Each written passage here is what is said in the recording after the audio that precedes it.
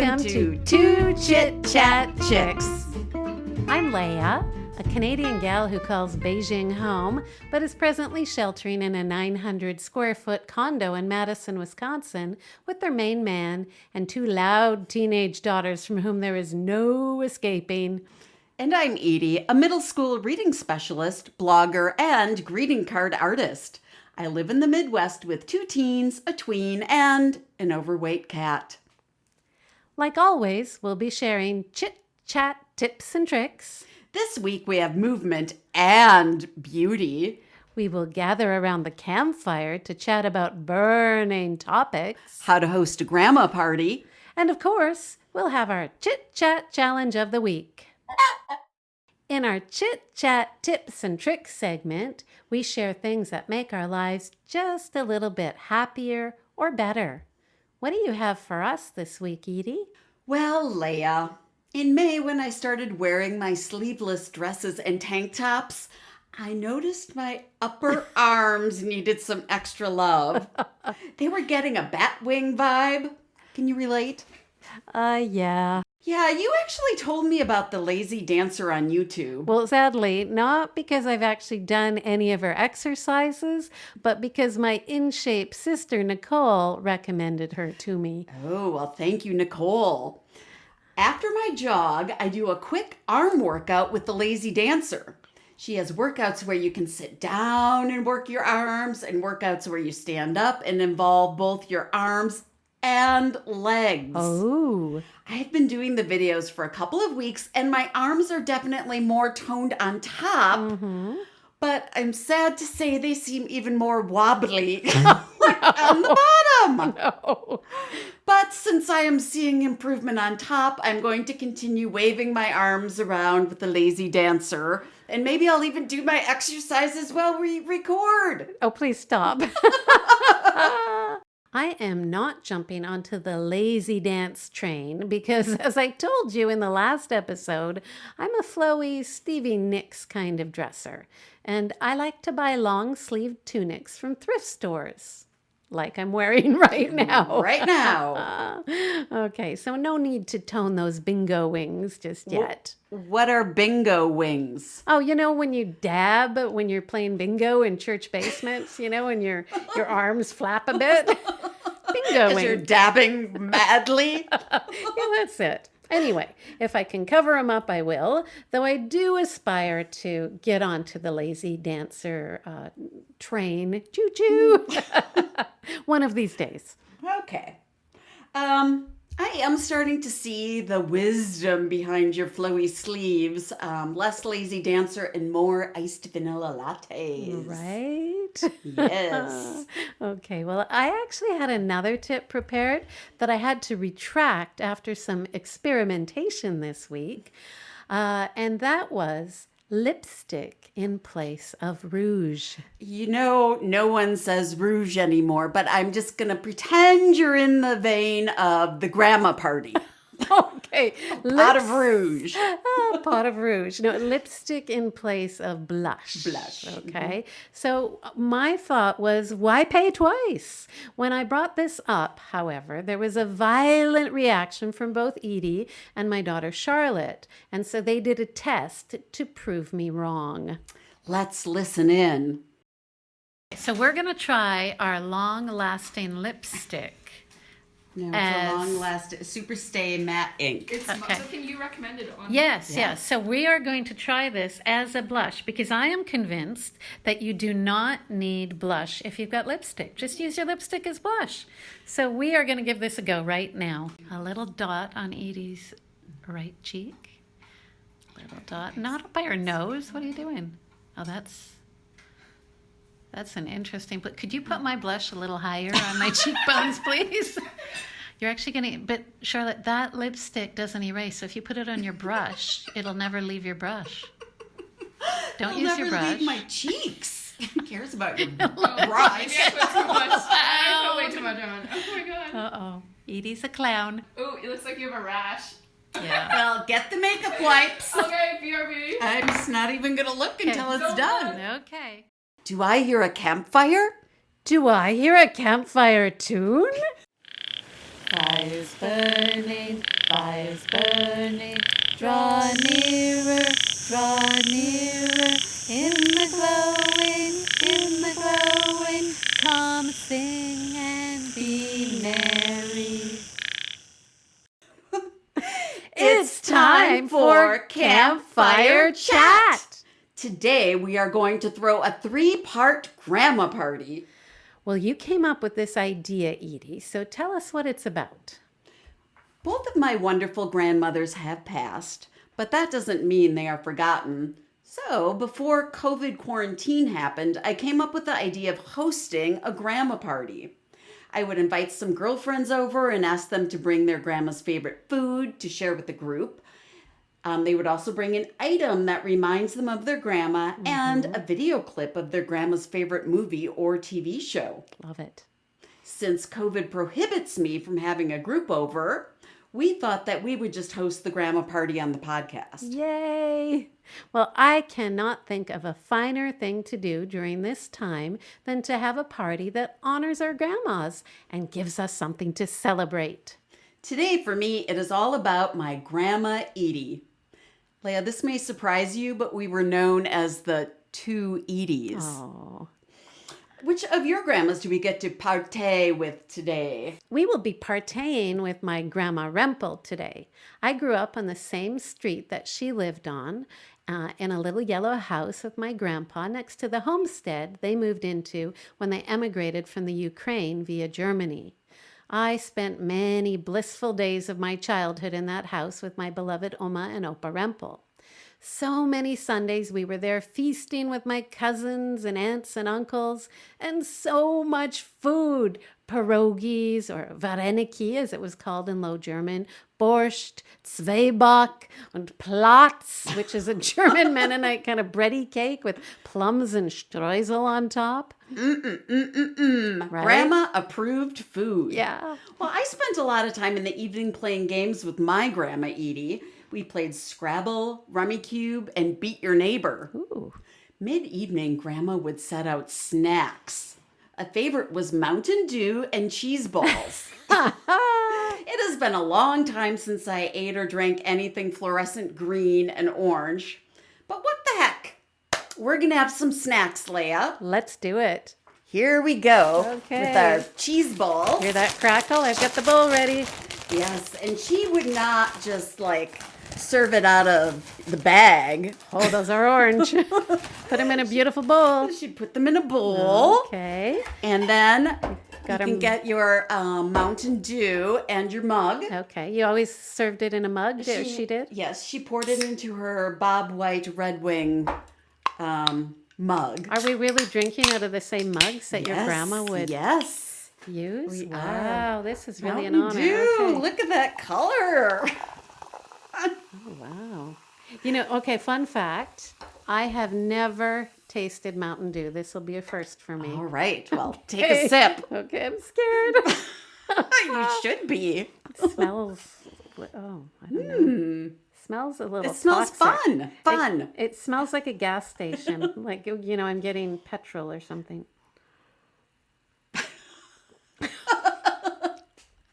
Oh, needs ice. Well, it was chilled. Isn't this has a lot of caffeine in it, right? Mm-hmm. Doesn't taste caffeinated. It's kind of good. Yeah. Okay, let's try it with a cheese puff. Puff. A nice long puff. But I couldn't find she got the cheese balls in a big Oh, I love those cheese plastic balls. container. Okay. But at Target, they didn't have them. So this is the Cheetos cheese puff. Yeah. Oh, melt in your mouth. It's Oh, just my. pure chemicals. Butter. It's like butter. The orange fingers. Oh, I'm licking. It's good. It's good. Okay, I need one more. Sorry, listeners. There's a lot of sounds happening in this episode. All right. Well, Okay. Leia, did you bring some grandma approved snacks Well, as well? hang on. Let me just lick my fingers here and take a sip of my Mountain Dew so we can talk. They dry your mouth out a bit, don't they? They do. Well, okay. My sister and I were trying to remember, yesterday we were on the phone, trying to remember what kinds of snacks our Grandma Rempel kept in the house. And we actually couldn't come up with much. There was usually some of this dry Platz I just talked about, this German dry fruity cake. Sounds good. Sitting on the dryer in her utility room. And there was something called Geröchte Zwieback, which is basically dried out toasted buns. Like croutons? Well, more like maybe the Mennonite version of Melba toast. But we couldn't recall any store-bought snacks ever in the house. She was super frugal, my Grandma Rempel, and always prided herself on making everything from scratch. The usual grocery list was sugar, flour, stuff for the makings of borscht and buns, Tetley tea bags, Nestea, which unfortunately we couldn't find before the taping of this episode, and I don't know, not much else that I can think of. But I did bring along stewed tomatoes and a couple of teaspoons because in her later years, stewed tomatoes were one of my grandmother's guilty pleasures. You can imagine stewed tomatoes making you feel guilty. I'll tell you more about that coming up. Ooh, we'll be looking forward to that. What about your grandma? Well, let's talk about my grandma and TV. Okay. My grandma Edie worked really hard during the day, and she was always like mowing and edging her yard, watering her tomatoes, grocery shopping, washing windows. But her day always ended at 4:30 sharp. So that's when she would take off her shoes and head to the den. I just remembered that she had very narrow feet. Very narrow. That just came to you? That just came to me. Okay. So this was her time to stretch out on the couch and enjoy her favorite TV show. I'm going to give you a little hint to see if you can guess what it is. Okay. Dun dun dun dun. Do you know? You should see her face and her little hands just clenched. I think that is it People's Court? It is. She was a huge Wapner fan, and she really liked how real he got with the people. And then she would stay tuned for the 5 o'clock eyewitness news, which was, to a 10-year-old, a total snore zone. Okay, well, do you remember this theme? Really dramatic piano playing. And then the edge of night. How did that piano go? Maybe we'll put in a real clip there so you don't need to Okay. hear me pretending to be a piano. But when I was a little girl, my grandma could never miss her, I think it was 3 p.m. edge of night viewing. She was a little embarrassed by this addiction, and Grandpa was usually out in the barn during this time. Yeah, so it was perfect timing, right? And when I was a little older, she would brew us each a cup of sweet Nestea and we'd watch it together. I think it was one of Grandma's guiltiest pleasures.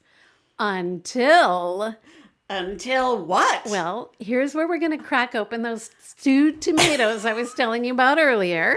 Okay. Oh. Edie, you do the honors with the can opener. Now, and would I'll you heat these up and put them in a pretty bowl? Oh, no. No? No. So you just crack open those stewed tomatoes, one each, okay? One and each. let me tell you what what we're going to do. Okay. So when Grandma was a lot older and Edge of Night had long since gone out of syndication, my grandma got into the habit of watching Walker, Texas Ranger. Ooh. I know. This was the Chuck Norris vehicle where he saves everything at the end of an incredibly violent episode with a few karate kicks. So she always apologized for how violent it was, but whenever I was over, she would crack open 2 cans of stewed tomatoes, one for each of us, and we'd go at them with teaspoons while being completely enthralled by Chuck Norris's antics. I have to tell you, I'm just a little sickened by the smell of the stewed tomatoes. No, come on, they're going to go well with the cheese puffs. And the cheese puffs and the Mountain Dew. Where are the teaspoons? Here. Okay. I'll take the red one. You take the bamboo one. So you would just eat All them right, out of the can? just Grandma loved these. Really? And I did too. Yum. Okay, see, notice little green peppers and onions. Oh, that brings So good. that brings back a whole lot of memories. Oh, beautiful. No, seriously, good, right? Do you like Well, them? No, I do. Well, you are the person who drinks chicken broth instead of coffee. So, Okay, I'm gonna have one more. Look at this big. oh, that's a honker. That's a hunker of a tomato. I'm gonna shove this in my gullet, and then we'll get on. No, I'm not gonna eat it. I'm just gonna save that for later. And I'm gonna You have really a cheese. want to like savor it. Yeah, I do. I have Yeah. a cheese puff right now, and then let's get on with the show, okay? All right, so that completely covers our grandmas and their snacking and TV shows. I don't know about completely, but a good start, right? It's a good start. They may have had guilty pleasures they never shared with their granddaughters. So let's go on, though, to objects that remind us of our grandmothers. All right. The object I brought is a card my grandma sent me. Oh, And I have it right here in my little hands. She had beautiful handwriting, and grandma took card buying very seriously. And she spent a lot of time standing in front of all the cards and reading verses. oh yeah, my grandma too, right? That was a Yes, big thing. So important. Do you read them these days? Like, do you actually read what's inside the card? Yes. Okay, I don't.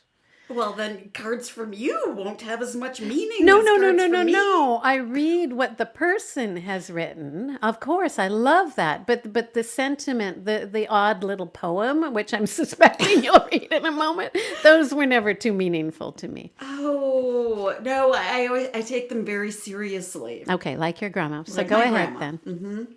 And I have saved all the cards that my grandma has sent me, and I read them from time to time. And perhaps my love of greeting cards started with grandma. Right? I bet it did. Do you want me to read the verse? I do. I hope you don't mind if I eat while you read. No, no, no. It has a picture of a white cat, and it says, "For you, granddaughter, on your birthday." It's a large card It's- too. yeah. Bigger than your head. Oh, this is like old, and she paid $3.95 for it. No way. Wow. And she would have had to have had a large A envelope. large to- extra postage. Yeah, this is more than a card costs at Prairie Girl Greetings. Well, there you go. There you go. Go to Prairie Okay. Girl Greetings. Let me read this poem. To wish you a wonderful birthday, one you'll enjoy from the start, and to tell you you're thought of so often with the love that comes from the Heart. Aw. happy birthday, love, Grandma Edie. Oh. And I noticed there's a lot of, she actually did some personal writing in there She too. did. A nice long note. A nice long note. Your mom said Pete has a Cadillac. Good for him. Pete's my brother. That's another story. That's funny. Oh, sweet. What Well- did you bring to share? Well, I didn't bring anything because I don't have anything here in Madison, but I do have a memory of a collection of objects in my grandmother's linen closet that I think she probably hid from my grandpa. And it was just this big collection Worried. of right. It was a big collection of old magazines. And I think they spanned back many, many years. And in Canada, some of our big magazines, women's magazines, were Chatelaine, which incidentally, fun fact, has been going since 1928 and still is in production today. So we had Chatelaine and another magazine called Flair. And then she had another magazine, or probably quite a few more, but one I remember like akin to a Women's Weekly that you would find in the States, but maybe it had a different name. But this magazine in particular had tons of tips and tricks in it. I loved them, right? Maybe that's where the idea came from for the podcast. Start our tips and tricks. But that was where I first learned this very, very handy phrase that my children even use to this day, which is lefty loosey, righty tighty. Oh. Right? So when you open when you're trying to open a jar or something and you can't figure out which way to go, Lefty loosey, righty tighty. Good tip.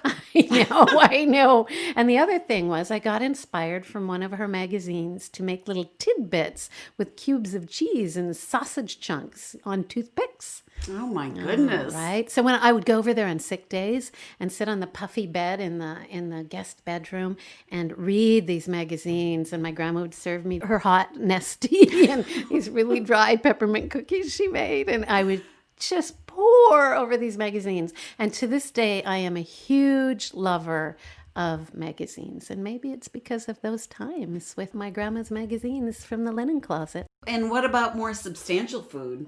Well, yeah, we know your grandma loved her cheese balls and Mountain Dew for snacking. What else did she have up her sleeve in the cooking department? She was known for her pies. Ooh. Bye, bye, Miss American Pie. Drove my Chevy to the Levee, but the levee was dry. dry. That's not good.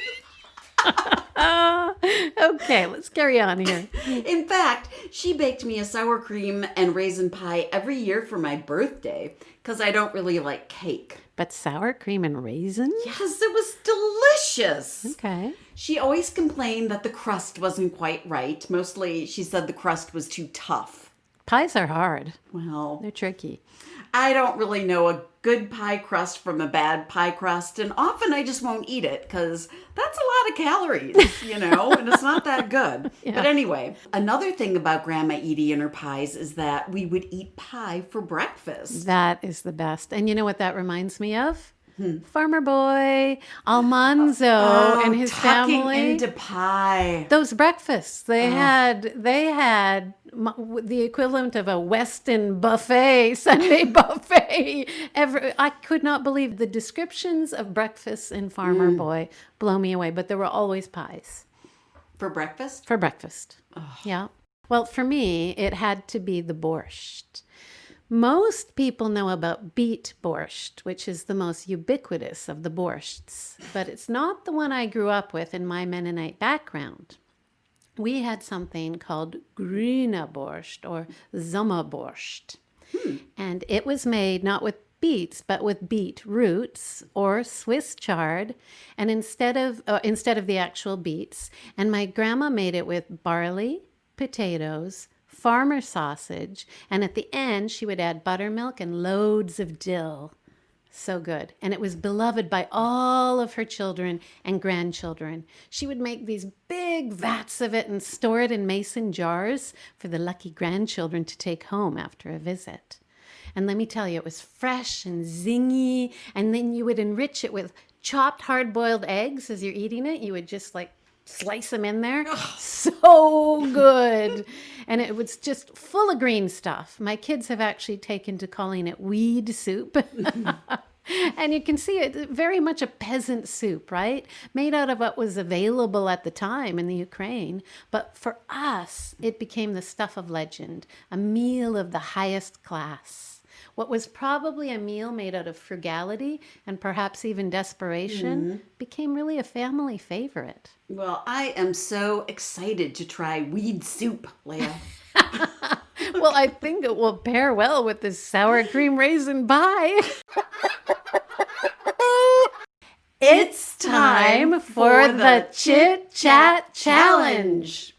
Hey, last week we talked about how we were going to up our pandemic game. How did it go for you, Edie? Not so good. Not so good. I was going to start watching documentaries with my kids, and that was a big fail because we didn't, unless you count Survivor season 27 as a documentary. Let's do that. I still think it's a good goal, and I'm going to try again this week. Great. And you, Leah, you were going to finish Bill Bryson's At Home, right? Yes, I was. Yes, I was. Last week, I believe I erroneously called it Home. It's At Home. And I'm getting there. Right now, I'm on a chapter titled The Fuse Box.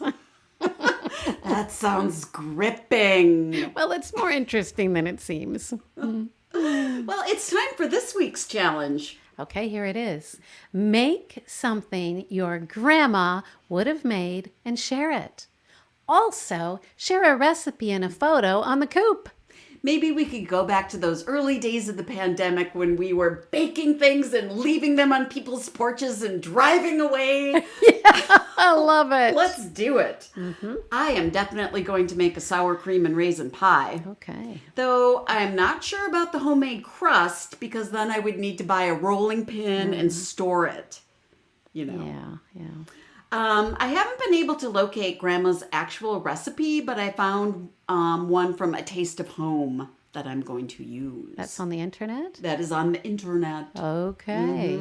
Well, and I'm going to make you some of my grandma's famous Grüne Borscht. No! Yes, I am. And I highly recommend the website Mennonite Girls Can Cook for recipes from the old country. Oh, that sounds so fun. We also have an advanced challenge this week for all you overachievers and Hermiones. And it's to host your own grandma party. Oh, wow. Well, you might need more than a week to get that together, and you might need to get past this pandemic first, but it's something to aspire to for sure. Well, it sure didn't take us long to throw together these cans of tomatoes and cheese balls.